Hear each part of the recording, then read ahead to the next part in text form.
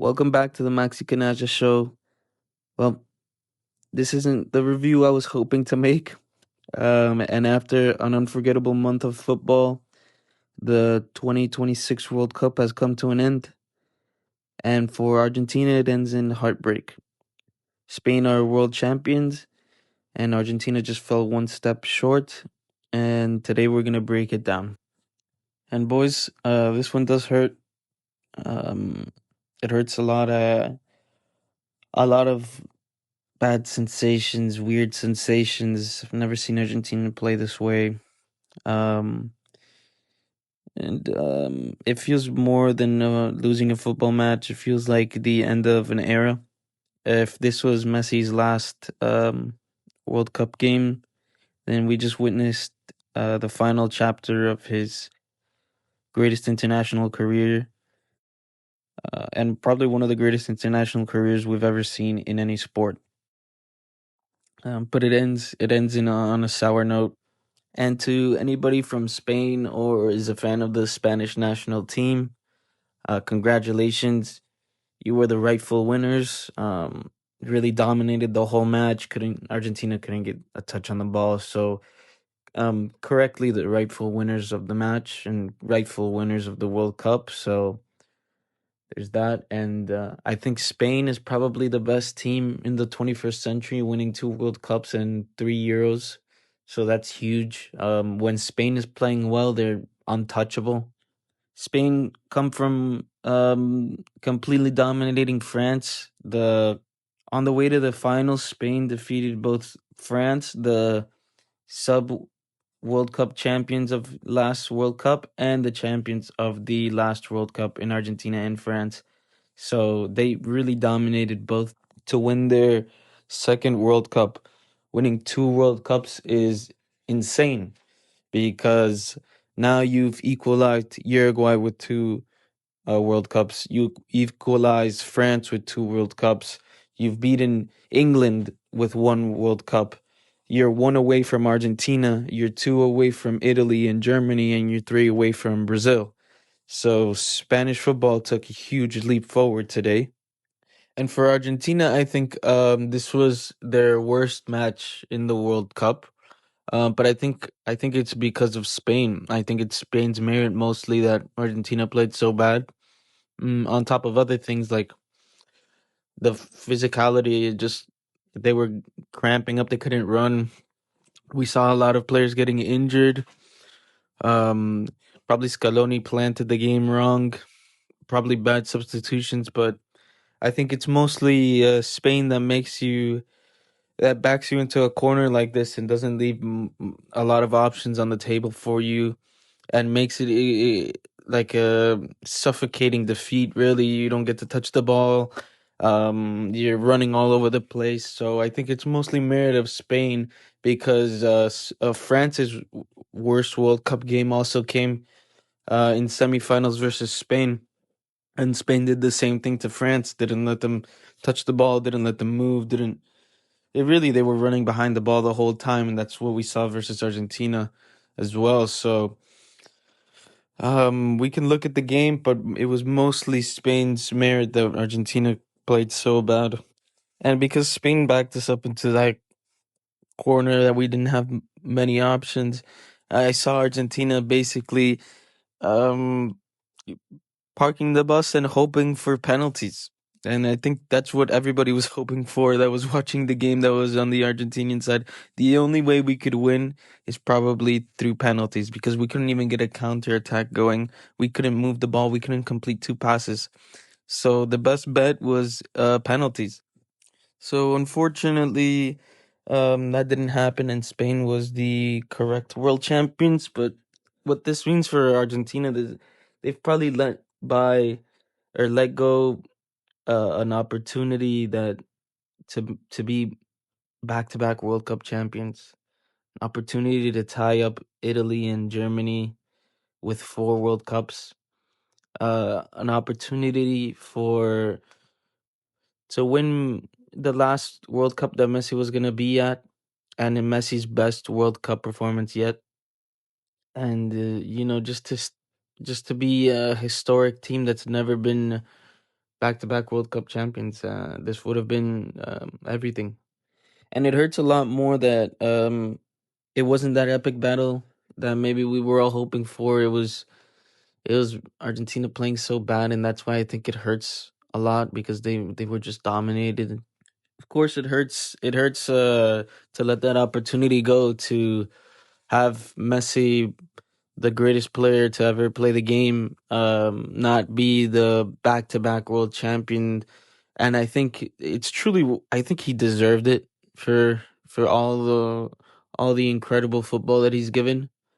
But Spain played better on the day, and on the day they do deserve it. They deserve to be World Cup champions. But it's just unfortunate. It's sad to see the opportunity go and the end of an era for the greatest player of all time. And who knows what Scaloni is gonna do next, and what this group of players is gonna do next. But can't ask much more of them for all the greatness that they've given us. 2021 Copa America, 2022 Finalissima, 2022 World Cup champions, 2024 Copa America, and 2026 finalists of the World Cup. So I can't really ask too much more of this group. This group is incredible, it's special, and it's Argentina's greatest team of all time. But let's get into analyzing the match. So Argentina's starting 11 changed a bit. We had El Dibu in goal, Lisandro and El Cuti Romero as the center backs. Left back was Taliafico, and right back we had a change from Molina to Montiel, which is understandable, I suppose, because in England, in the England match, Montiel played better, and every time Montiel has come in, he's come in really well. So I think he just went for Montiel in the final, so that's a fine change. McAllister and Fernandez as holding midfielders, De Paul and Gonzalez on each extremity, so 4-4-2. Julian Alvarez and Lionel Messi up top. He decided to take up Paredes and put Nico Gonzalez on the left to help Taliafico double up on the mark for Lamin and Pedro Porro.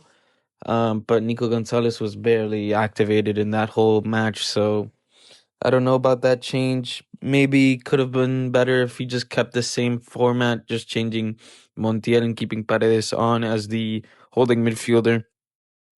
So maybe we could have had more presence in the midfield and started touching the ball a bit more. But this is what Scaloni opted for. And Spain started with the starting 11, the same starting 11 that started against France. Simon, Laporte, Cubarsí, Porro, Cucurella, Ruiz, Rodri, Olmo, Lamin, Yamal, Baena, and Oyarzabal up top. The same 11 that played against France. And I think what Argentina tried to do here is actually dispute possession versus Spain. But I think one of the biggest errors was probably not having Paredes on, because Paredes drops into in between both center backs and distribute to the ball. So it would have been an easier way to come out from the back, because if you watch the match, Argentina couldn't come out from the back. They were so bad coming out from the back.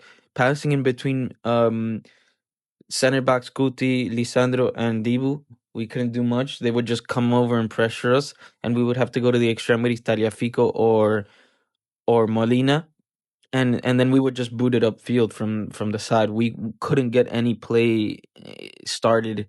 We couldn't get out from the back. So Paredes offers you that easier, an extra distributor through the middle, and has great passes and can get you up from the back with an extra man, and he is a great distributing five. So I think that's one of the errors that Scaloni made in the beginning, for planting the match, planting the formation this way.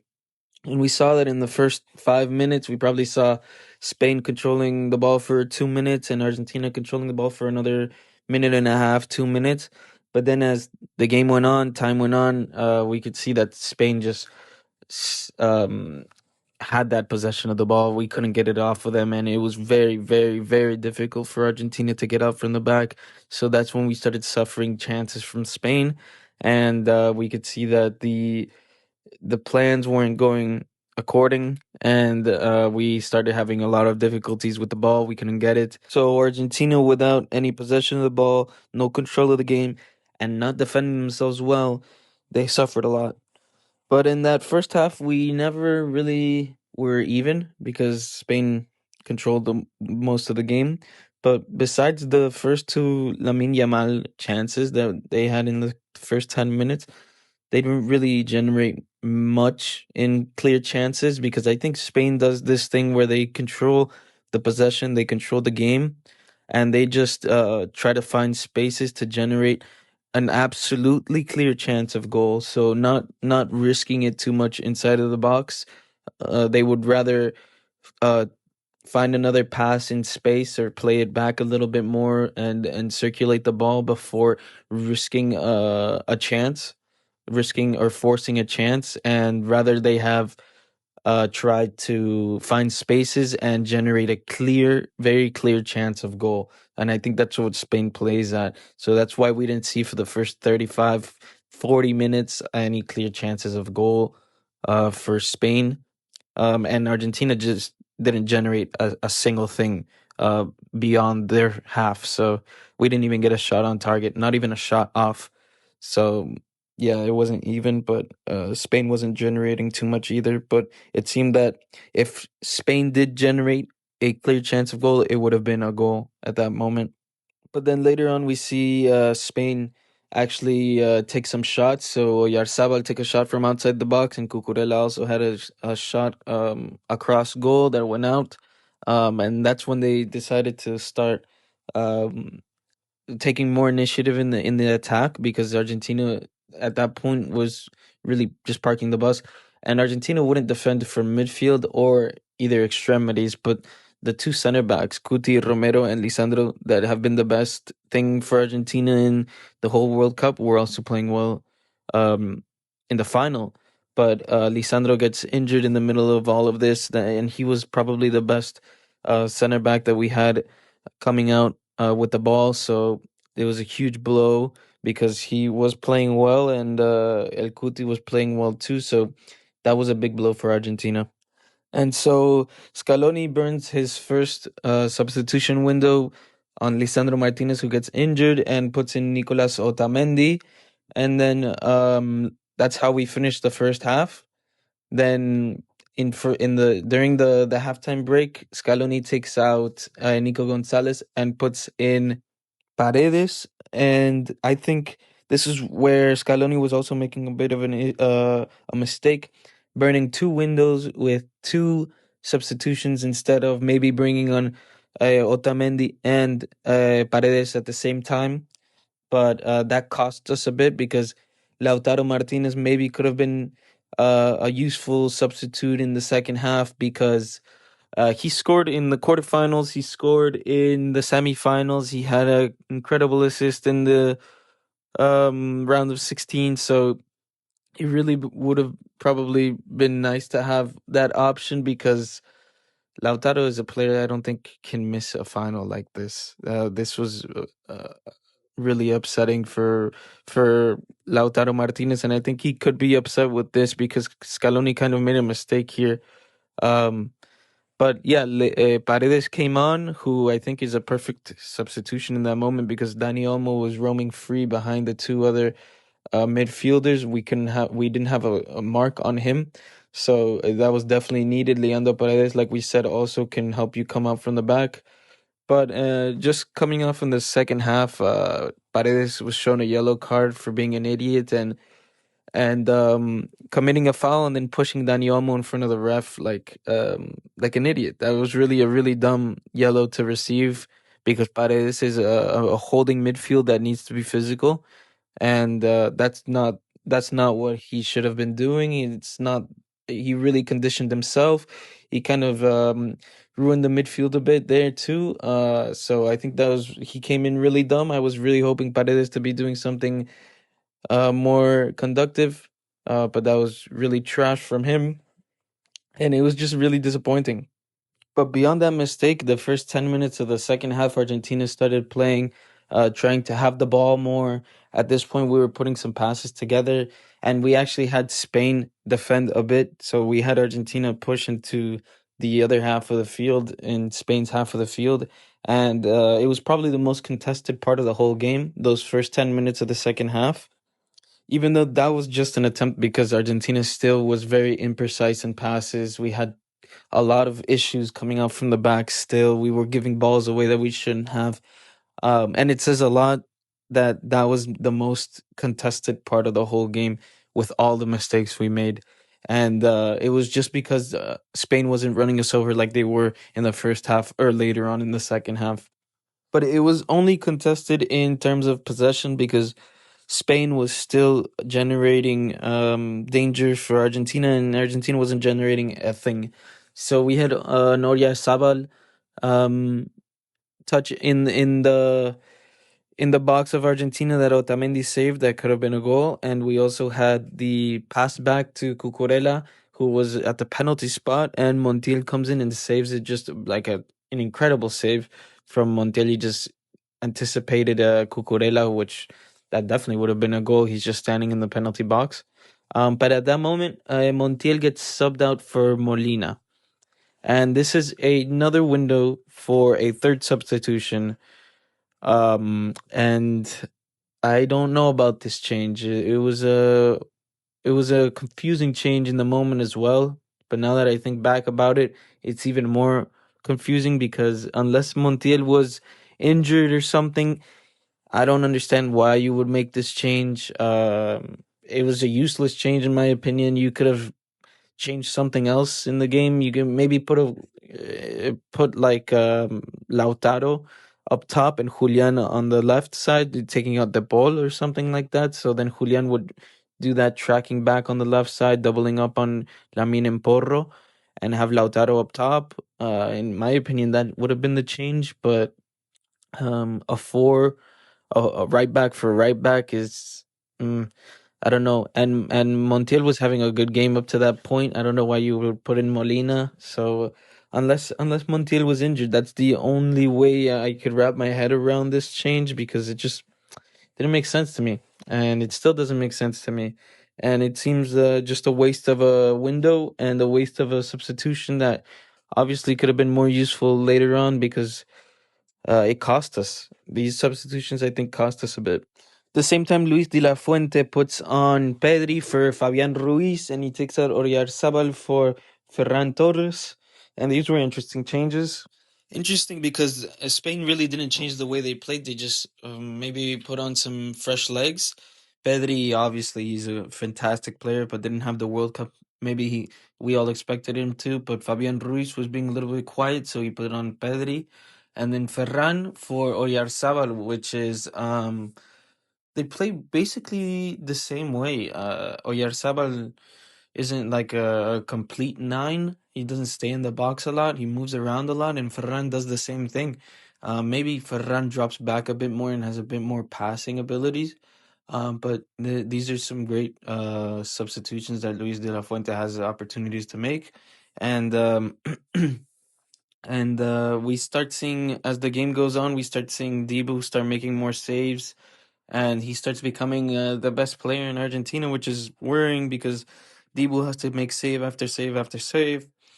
And then this is when Cuti Romero goes down with an injury around minute 58, 59.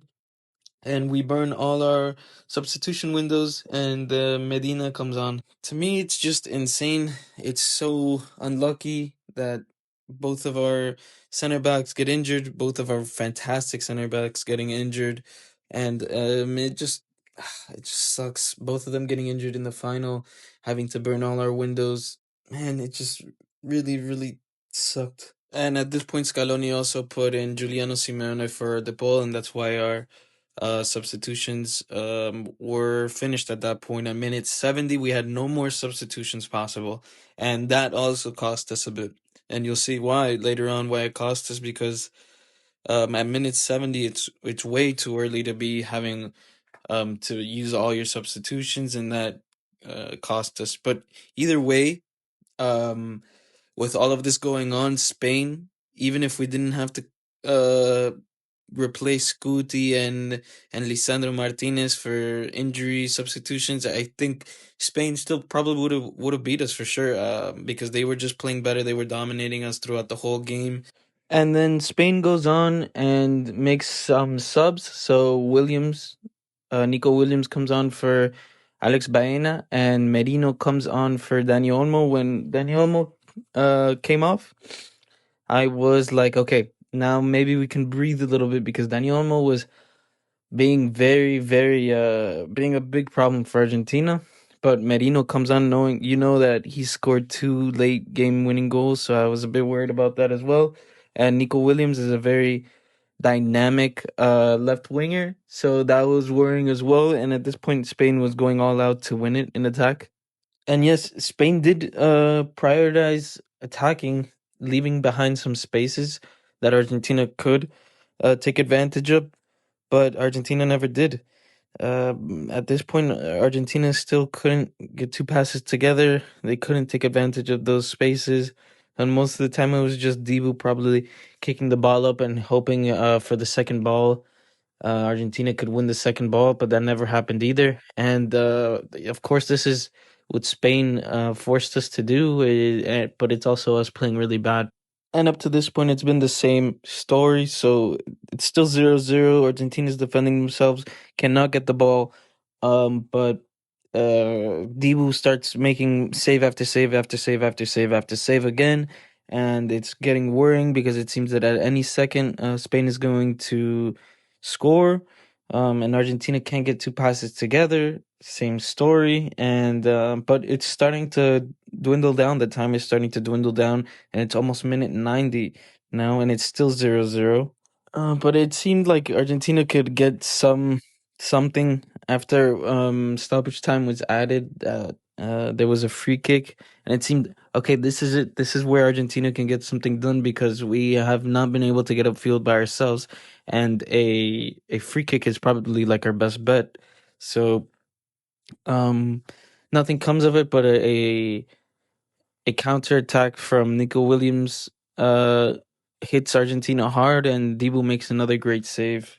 But this again just shows the versatility of Spain, because with the ball they kill you, without the ball they counterattack you. They could kill the game off. They could play in midfield. They could play on the extremities. They can play with or without the ball. They're faster than you. They're better physicality. They run more. So it's just overall they were just way better than Argentina throughout the whole game. And after that play, we see a 50-50 that Enzo goes in with everything. Enzo Fernandez sweeps Cubarsí up into the air, and it's double yellow and a red card. So he's out. And that really hurt a lot, because it was a correct yellow card. It was a correct second yellow card, and he gets a red card. But it was just what really made me upset was the first yellow card that he gets. He gets a yellow card for for protesting a foul, and he gets a yellow for that, like a really dumb yellow for that. And in the finals, like, I don't think he can afford that for what we saw. But it was also a bit of the ref. Like, I don't think he had to give a yellow for that. It's like the World Cup final, tension is high, emotions are high. You don't have to give a yellow for that. Maybe give a verbal warning, just set him aside and talk to him. Um, but he could have also just given him a yellow, which is what he did. And then Enzo, playing on a yellow, knowing that he has a yellow card, goes in on a 50-50 the way he did. It's just incredibly, incredibly dumb for a player of Enzo's caliber. And I think he really, really did a number on Argentina in that moment, leaving us with 10 men, going into extra time, knowing that we're at the knife's edge. We can barely move, and we need midfield presence. And he's obviously in the midfield, and he leaves us with 10 men. That was a huge blow for Argentina, and a really dumb play from Enzo Fernandez in a World Cup final, where I insist, Enzo Fernandez is an incredible player, but man, he really could have done something today. He could have been historical today. I think he still is historical, right? He's won a World Cup, a Copa America. He scored that incredible goal versus Egypt. He scored that incredible historical goal versus England. But again, he needed to step up in this game. He really needed to play well in this game. He could have carried Argentina, put the weight on his back, in the extra time. If that's what he needed to do, he could have done that. But he gave it away too easily, and he leaves Argentina with 10 men in the final, which is a huge disappointment from Enzo Fernandez. But besides that, it didn't change a thing going into extra time because Argentina, it's more the same story. Defended, hoping for penalties. Dibu Martinez had to make a bunch of saves. And yeah, I mean, with Enzo on the field, you could have covered more spaces. And it's just disappointing just disappointing all around. But it was the same story in the extra time. Argentina couldn't get the ball. They were not going to attack, and they were going to hold back for penalties. In extra time, there was a great cross coming in from Merino, I think, and Nico Williams gets barely a touch on it and drifts it towards goal, and Dibu Martinez makes a spectacular save. And then comes Nico Williams' disallowed goal for a foul, which was correctly disallowed either way. But a lot of people want to make a big story, a big fuss about that, but it was correctly disallowed either way because we saw that there was a foul on Otamendi, got stepped on, so it's disallowed. But it didn't change anything. Of course, it didn't change anything in the game. At this point, Luis de la Fuente makes some subs. He takes off Rodri and he takes off Laporte, who obviously Rodri has been playing an incredible World Cup and he was playing an incredible game. And Laporte, who had an incredible final too. But I think it was mostly because of just uh, exhaustion, probably. And he puts on Subamendi and Eric Garcia, who were debuting for the first time in the World Cup in the finals. They hadn't had a minute in the World Cup up to now, so that's an interesting point there. And Scaloni takes out Julian Alvarez, definitely for exhaustion, and puts on Senesi. So we're really just defending for our lives here. Puts in 5 defenders and hoping for penalties. Still more of the same. And this change wasn't wrong in my opinion. This is probably the better change that he did in the whole game because at this point you're 10 man, you're 1 man down, you have 10 men on the field. Everybody's cramping up, everybody's exhausted. You can't attack, and the only thing that you can do is defend, hope for the 0-0 and go to penalties. And in that way Argentina could win because maybe Spain would be a little bit mentally frustrated by the way that they couldn't win versus an Argentina side that couldn't do a thing and they couldn't get a shot on goal, and they let that chance slip, and now it's a 50-50 for penalties. And Argentina could have had an edge there, but it's the only way that Argentina could play those last extra time minutes, and I think this was the right change for Scaloni, considering the fact that Enzo got sent off and we had 10 men on the field. And then the first half of extra time ends. And at this point, I was suffering the whole game because Argentina was playing horrible. They didn't deserve to win. Um and it hurt. It hurt because I've never seen Argentina like this, but at the end of the first half of extra time I thought, okay, maybe we can take it to penalties and maybe we can win. Maybe we can win in these last 15 minutes if we hold on a bit. I had that hope for a miracle win, um, and not deserving it at all because Spain was running us over and they deserved it. And I was just hoping for that miracle, just dreaming about that miracle. Um, and then came the second half of the extra time. First minute, Ferran Torres scores, so it's 1-0 for Spain, and that killed the illusion a bit. That killed it.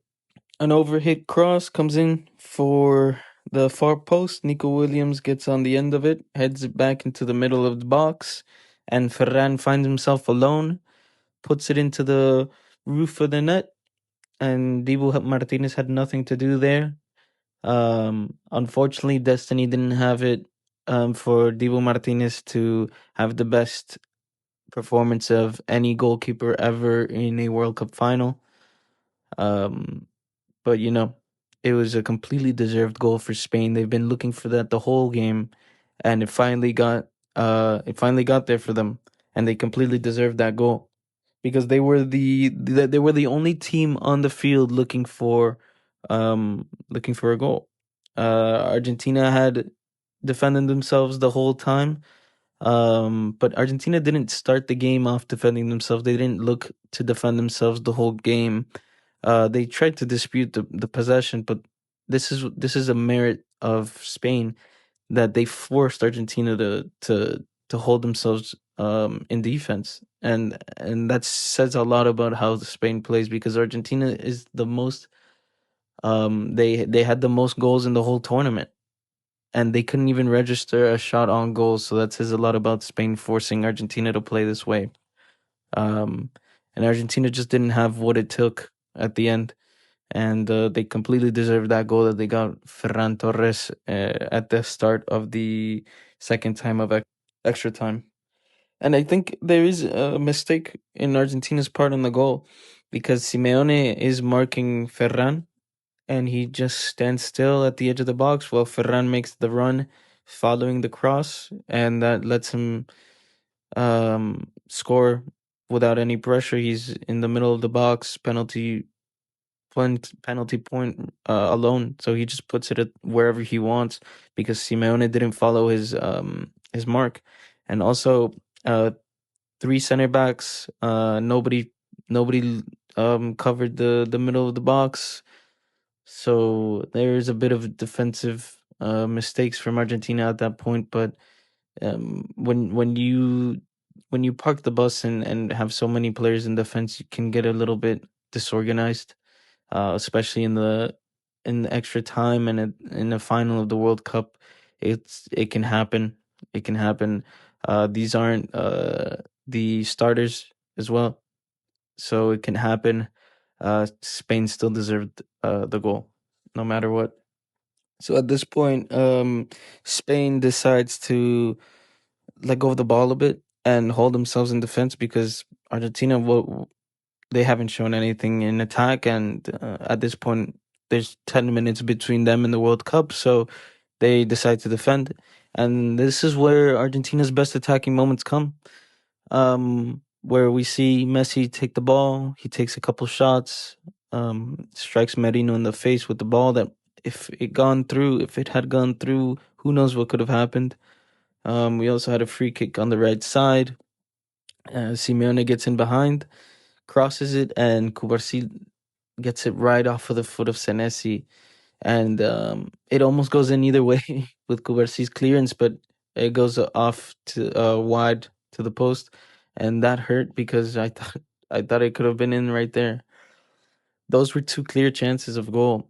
And then the last one, um, where it's a corner.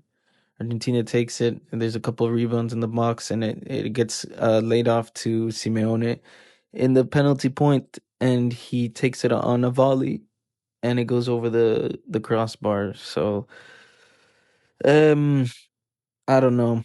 Simeone had some mistakes in here that are really painful to look back at, and it hurts a lot. But I can't blame the whole game on Simeone.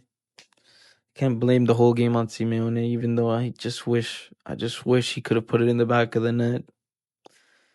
It sucks, and I wish he would have followed Ferran on the cross, but it sucks. It sucks.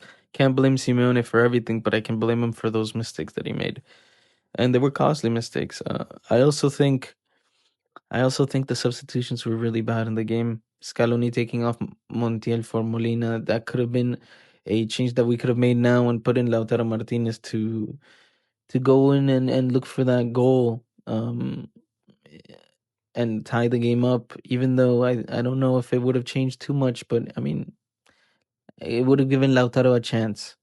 The guy that scored in quarters and in semis to win the game. I think he's very important, a very good nine, and I think that could have been um, critical. So it sucks that the substitutions were made the way they were. It sucks that we had two injured center backs in 60 minutes. It sucks that we had no more substitutions at minute 70. And it sucks that all we could do is um, hold the defensive line for the whole game because of how good Spain played. And it just sucks the way Argentina played. And it just hurt a lot. And it's a shame that we didn't get the equalizer, a completely undeserved equalizer. It would have been a complete injustice for the whole game that Spain did. It would have been an injustice in football. But sometimes these things happen, and it would have been the most wonderful thing in the world for me to have happened. But it's a shame that it didn't happen. And Spain wins the World Cup 1-0 versus Argentina in extra time. And we see Cubarsí winning the Golden Boy Award, Rodri winning the Balón de Oro of the World Cup, and Mbappe gets the goal scorer of the tournament. Now, Rodri is an incredible player, and Spain played at the rhythm of Rodri. They did what he wanted, and he led the team to the final and to winning the World Cup. But I think Messi's World Cup was extraordinary at 39 years old. This is his best World Cup performance ever, and he, I think, probably deserved the Ballon d'Oro for taking his team to the World Cup final. 8 goals, 4 assists, and just a phenomenal, incredible player. Rodri, of course, he played really well, but I think Messi probably deserved the Ballon d'Oro. It's a shame that he didn't get it. Rodri completely deserves it too. I mean, you can make complete arguments for both. But yeah, I think Messi is the best of Argentina, and Argentina let him down. I think Dibu was the best on the day today versus Spain, but it's just a shame. Argentina didn't deserve it at all. Spain completely deserved it. I want to congratulate all the Spanish, all the fans of the Spain national team, and it's the end of the greatest player of all time in World Cups. Messi is the greatest athlete that's ever lived. He is the greatest football player of all time. When I talk about him, when I look at him, when I hear anything about him, I just get extremely happy knowing that he was part of this Argentinian history, that he gave us a World Cup, that he gave us two Copa Americas, that he got us a finalissima and to the final of this World Cup. He's gotten us extreme happiness. He's given us, and it's just an eternal thank you to him, to the whole Argentinian team, to Scaloni that have done history in the best era of Argentinian football of all time, the best team, the best Argentinian football team of all time. Um, and I'm extremely grateful for this group of players. I'm extremely grateful to the staff, to the coaches, everybody, and to Messi, of course, most of all, for all the 20 years of football that he's given us, and this incredible stint of time that he's given us with the Argentinian national team. And again, he's the greatest player of all time, greatest athlete ever. I'm just extremely sad that he had to go out like this in the World Cup.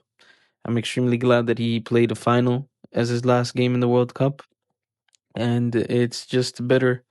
It's a better end to an incredible career in the Argentine national team in World Cups. Now, I'm sure he's gonna stay on maybe for the next Copa America, but probably not further on more than that. If he plays another World Cup, then I think he's gonna change. Well, he's already changed football forever, playing this incredible World Cup at 39 years old. But he's probably gonna change the definition of what an athlete is if he plays another World Cup.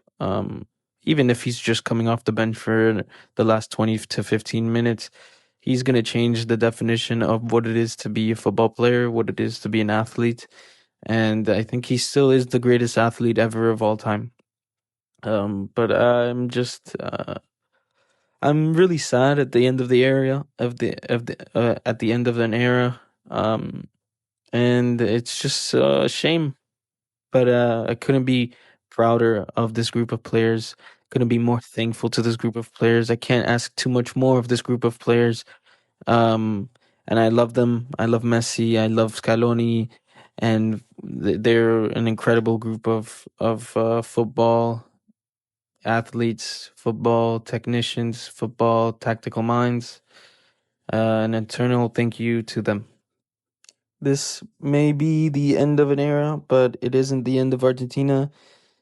New players are gonna come in, new dreams are gonna begin, and football has rematches, and they'll be here to tell the story. But I want to thank you all for listening to this World Cup journey with me on the Maxi Canalla Show. Um, Football is going to continue. This wound is going to take time to heal, but we're going to continue covering Inter Miami and Rosario Central, who both play this week. So expect those videos coming soon. And just thank you for listening to the Maxi Canalla Show. Aguante Argentina, aguante Central, and aguante USA. Thank you guys.